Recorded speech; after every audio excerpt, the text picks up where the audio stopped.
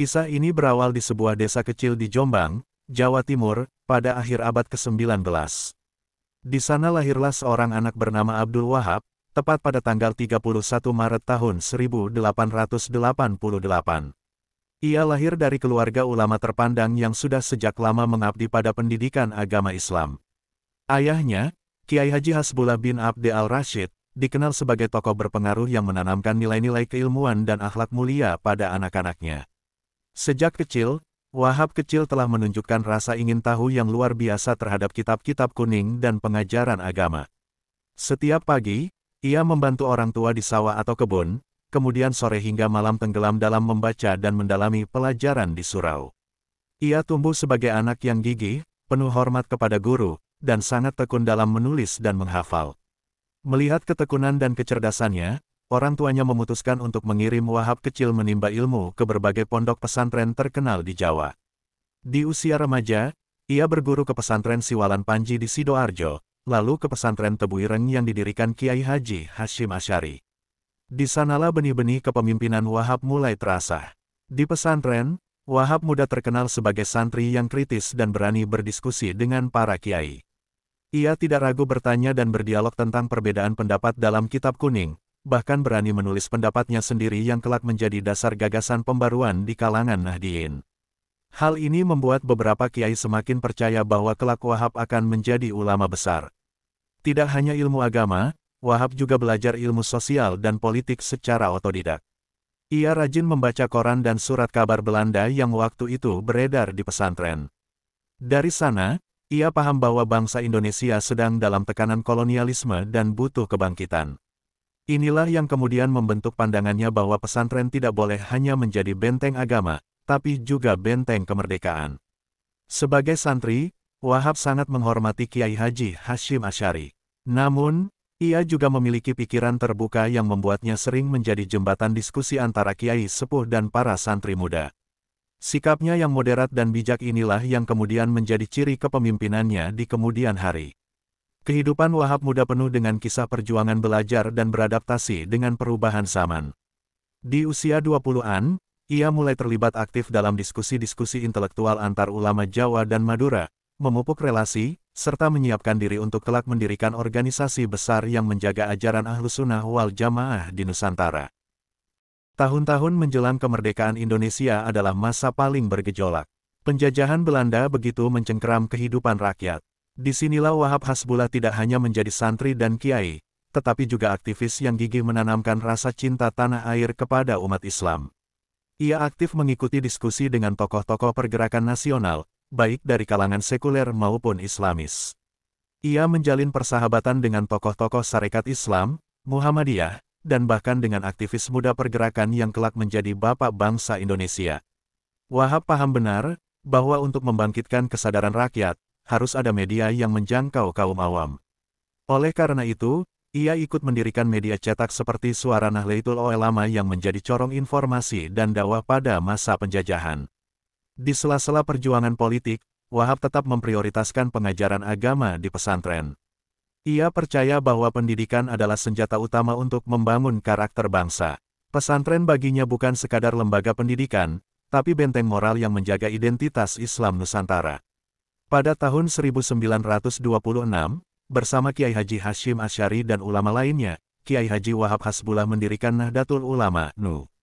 Organisasi ini menjadi wadah persatuan ulama tradisional Ahlussunnah wal Jamaah.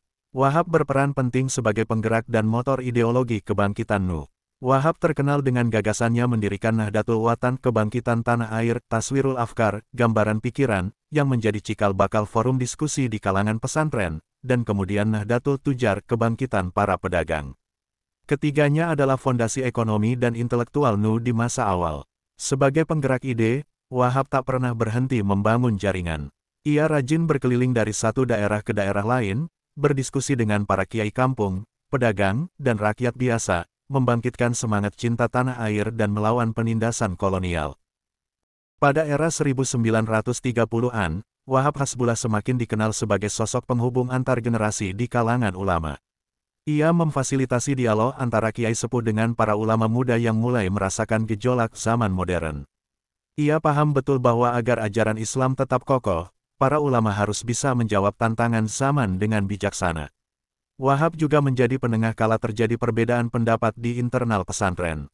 Dengan tutur katanya yang halus, ia sering berhasil meredam konflik yang berpotensi memecah persatuan. Bagi Wahab, menjaga ukhuwah persaudaraan antar umat Islam lebih penting daripada memperpanjang perdebatan yang tidak perlu. Dalam berbagai forum diskusi, Wahab mengingatkan pentingnya keilmuan yang bersandar pada sanad keilmuan yang sahih. Ia menekankan bahwa ilmu agama harus diajarkan dengan adab dan rasa hormat kepada guru, sebab dari sanalah keberkahan ilmu akan turun. Selain aktif di forum-forum pesantren, Wahab kerap diundang menghadiri pertemuan politik lokal. Ia menjadi penasihat bagi para pemimpin masyarakat di desa-desa. Banyak tokoh pergerakan nasional datang menemuinya untuk meminta nasihat moral dan dukungan dari kalangan pesantren. Dalam suasana politik Hindia Belanda yang semakin panas, Wahab tetap menahan diri untuk tidak terlibat langsung dalam aksi radikal. Baginya, perjuangan umat Islam lebih efektif jika dilakukan melalui pendidikan dan penguatan ekonomi rakyat. Oleh sebab itu, ia merintis koperasi dan jaringan perdagangan di kalangan santri dan pedagang kecil. Ia mendorong umat Islam agar mandiri secara ekonomi, tidak tergantung pada pedagang Tionghoa atau perusahaan kolonial yang memonopoli pasar. Program-program inilah yang membuat NU di masa awal berdiri tidak hanya menjadi organisasi keagamaan, tetapi juga menjadi pelindung kepentingan ekonomi rakyat. Konsep ekonomi kerakyatan yang kini populer, sejatinya sudah dipraktikkan oleh Wahab Hasbullah puluhan tahun silam. Menjelang pecahnya Perang Dunia II, suasana politik di Jawa semakin mencekam. Jepang mulai masuk menggantikan Belanda, membawa janji kemerdekaan yang menggoda, tetapi dengan penindasan yang tak kalah kejam. Di masa pendudukan Jepang, Wahab Hasbullah dihadapkan pada dilema besar. Di satu sisi, ia ingin melihat bangsanya merdeka, di sisi lain ia tidak mau umat Islam diperalat sebagai alat propaganda penjajah baru. Untuk itu, Wahab memilih jalur hati-hati. Ia tetap berdakwah, mengajar santri, dan menghidupkan pesantren. Dalam ceramah-ceramahnya, ia menanamkan nilai sabar, tekun, dan tetap berjuang meski dalam tekanan.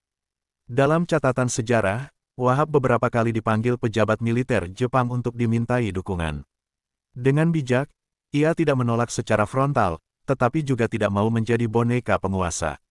Ia memainkan diplomasi ulama, meredam tekanan dengan cara-cara halus dan cerdas. Pada masa sulit ini, banyak pesantren lain terpaksa tutup atau lumpuh karena kekurangan logistik. Namun, jaringan pesantren yang Wahab bangun tetap hidup berkat kemandirian ekonomi yang sudah ia tanamkan sebelumnya. Hubungan erat antar ulama membuat jaringan NU menjadi saluran informasi rahasia bagi para pejuang kemerdekaan. Banyak santri dan alumni pesantren terlibat dalam Laskar Rakyat, bergerilya melawan pasukan Jepang dan kemudian Belanda. Wahab Hasbullah sendiri tetap di garis depan sebagai penasehat moral. Ia menulis petua-petua pendek yang berisi semangat perjuangan, yang diselundupkan melalui surat atau dibacakan di pengajian malam hari, membakar semangat rakyat di pedesaan. Tahun 1945, kabar kekalahan Jepang dan proklamasi kemerdekaan Indonesia menggema ke seluruh penjuru Nusantara. Wahab Hasbullah menyambutnya dengan syukur mendalam. Baginya, kemerdekaan adalah anugerah besar dari Allah SWT yang harus dijaga dengan pengorbanan. Namun, pasca proklamasi, bangsa Indonesia tidak langsung damai.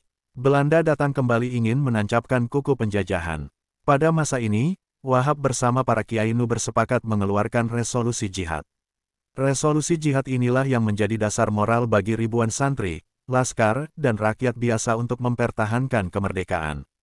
Seruan jihad Wahab dan para kiai berkumandang di masjid, langgar, dan pesantren-pesantren di Jawa Timur.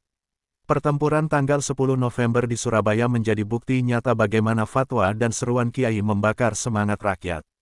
Banyak pejuang datang berbondong-bondong, siap mati syahid demi tanah air dan agama. Wahab Hasbullah, meski sudah sepuh, tetap aktif mengirim pesan dan nasihat melalui utusan ke medan pertempuran. Ia menjadi figur sentral yang menguatkan hati para pejuang. Ia mengingatkan para pejuang agar selalu berpegang pada akhlak Islam.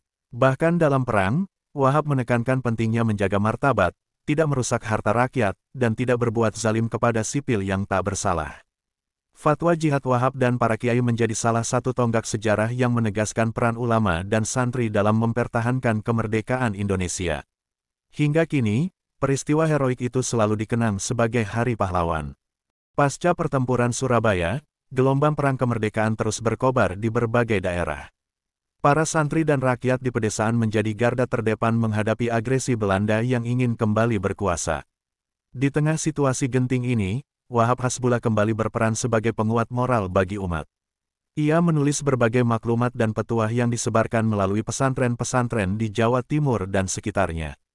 Bagi Wahab, kemerdekaan bukan hanya soal mengusir penjajah, tetapi juga menjaga martabat bangsa agar tetap teguh di jalan Islam. Kiai Wahab juga aktif berdialog dengan para pejuang politik di pusat. Ia menegaskan pentingnya merumuskan dasar negara yang tidak bertentangan dengan nilai-nilai agama. Pandangan moderatnya membuat banyak pihak segan kepadanya.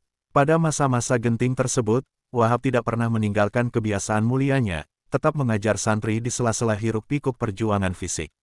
Baginya, jihad fisik harus diimbangi dengan jihad ilmu agar bangsa ini memiliki generasi yang cerdas.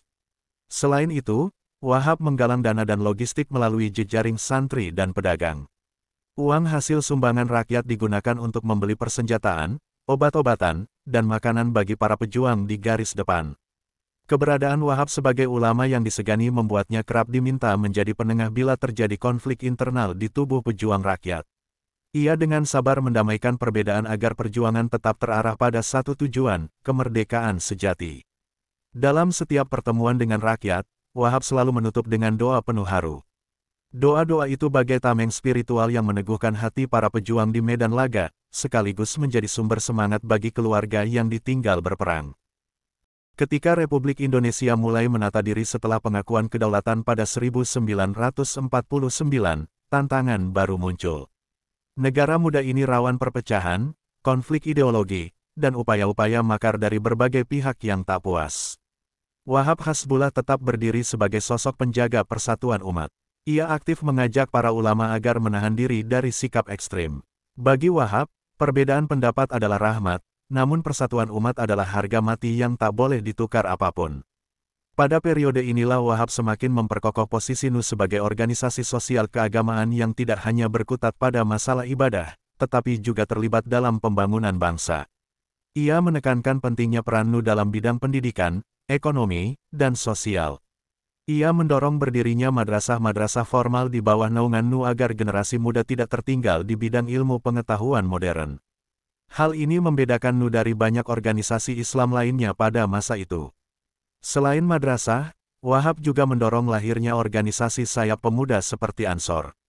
Ia sadar, tanpa generasi, perjuangan akan mandek. Melalui Ansor, semangat juang Wahab diteruskan oleh generasi muda santri yang lebih energik. Kiai Wahab terkenal sering memberikan nasihat mendalam kepada para pemuda, jadilah orang Islam yang cerdas dan santun. Lawan kebodohan dengan ilmu, lawan kebencian dengan kasih sayang. Petua itu masih abadi hingga kini. Di usianya yang semakin lanjut, Wahab tetap setia menghadiri Muktamar NU, merumuskan keputusan-keputusan penting, dan mengingatkan agar para pengurus tidak silau dengan politik praktis. Baginya, NU harus selalu dekat dengan umat dan menjadi teladan moral. Menjelang tahun 1960-an, situasi politik Indonesia memasuki masa-masa panas. Persaingan ideologi antara nasionalis, Islamis, dan komunis kian meruncing. Wahab Hasbullah yang sudah sepuh, kembali harus mengambil sikap tegas demi keselamatan umat. Sebagai kiai berpengaruh, Wahab lantang menolak paham komunis yang bertentangan dengan ajaran Islam. Ia menyerukan kepada warga NU untuk waspada terhadap infiltrasi paham ateis di desa-desa. Seruan Wahab diikuti gerakan nyata di lapangan. Para santri, kiai kampung, dan anggota Ansor menjadi garda terdepan membendung penyebaran paham komunis di akar rumput. Dalam berbagai pertemuan, Wahab menekankan bahwa perjuangan melawan komunisme harus dilakukan dengan cara yang bijak. Ia tidak mendukung kekerasan membabi buta, melainkan peneguhan iman, pendidikan agama, dan penguatan ekonomi rakyat. Kepiawaian Wahab dalam meredam konflik membuatnya semakin dihormati, tidak hanya di kalangan NU, tetapi juga oleh para tokoh nasional. Beberapa kali, utusan presiden datang untuk mendengar wejangan beliau mengenai kondisi umat di Jawa Timur. Meski usianya sudah melewati 70 tahun, semangat Wahab tetap menyala. Ia rela bepergian jauh ke desa-desa terpencil, menenangkan masyarakat, dan memastikan pesantren tetap berdiri kokoh sebagai benteng akidah. Kehadirannya bagaikan cahaya penuntun di tengah gelapnya konflik. Banyak yang percaya, doa-doanya menjadi tameng keselamatan bagi warga desa dari kerusuhan dan provokasi ideologi sesat. Di penghujung hidupnya, Wahab Hasbullah banyak merenung. Ia bersyukur karena apa yang dulu diperjuangkan bersama Kiai Haji Hashim Asy'ari kini tumbuh menjadi pohon raksasa bernama Nahdlatul Ulama, meneduhi jutaan umat di seluruh Nusantara. Meski fisiknya melemah, pikirannya tetap jernih. Ia masih menulis, masih memberi fatwa, dan masih mendengarkan keluh kesah rakyat yang datang menemuinya di rumah pesantren Jombang. Para santri setia merawat beliau, menyalin catatan-catatan lama yang berisi untaian doa dan nasihat kehidupan. Bagi mereka, setiap kata Wahab adalah warisan abadi yang akan membimbing umat di masa mendatang. Banyak tamu dari luar Jawa datang hanya untuk sekadar memohon doa dan mendengar petuah singkatnya. Meski terkadang suara Wahab pelan dan tersendat, setiap katanya mengandung makna mendalam. Dalam setiap percakapan, Wahab tak pernah lupa mengingatkan, jagalah Nahdlatul Ulama, jagalah umat Islam, dan jagalah negeri ini. Karena itulah bekal kita menghadap Allah kelak. Menjelang wafatnya, Wahab tidak banyak bicara soal politik lagi. Beliau lebih sering berzikir, membaca Al-Quran, dan berdoa agar murid-muridnya istiqomah di jalan Islam Ahlus Sunnah wal Jamaah. Pada tanggal 29 Desember tahun 1971, Kiai Haji Wahab Hasbullah menghembuskan napas terakhirnya. Tangis para santri dan umat Islam pun pecah, mengiringi kepergian salah satu putra terbaik bangsa Indonesia. Berita wafatnya Kiai Haji Wahab Hasbullah menyebar cepat ke pelosok Nusantara.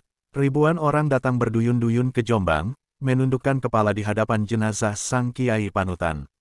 Para kiai, santri, pejabat negara, hingga rakyat jelata melepas kepergiannya dengan doa yang mengalir tanpa henti. Bagi mereka, Wahab bukan hanya ulama besar, tetapi juga simbol keikhlasan dan keteguhan iman. Pemakaman Wahab Hasbullah dilakukan dengan sederhana sesuai wasiatnya. Tidak ada kemewahan, hanya lantunan ayat suci dan doa yang menyelimuti liang lahatnya. Setelah kepergiannya, Nahdlatul Ulama tetap kokoh berdiri. Ajaran-ajaran Wahab Hasbullah hidup di pesantren, madrasah, majelis taklim, dan di hati jutaan warga Nu. Petuahnya terus membimbing umat agar selalu cinta damai, cinta ilmu, dan cinta tanah air. Para generasi muda Ansor dan Banser terus menyalakan api perjuangan beliau dalam menjaga NKRI. Setiap haulnya, ribuan orang berkumpul di makamnya untuk mendoakan beliau. Air mata dan doa bersatu menjadi tanda cinta umat yang tak pernah padam kepada sang penjaga tradisi dan pembela bangsa. Begitulah, nama Kiai Haji Wahab Hasbullah abadi dalam sejarah Indonesia.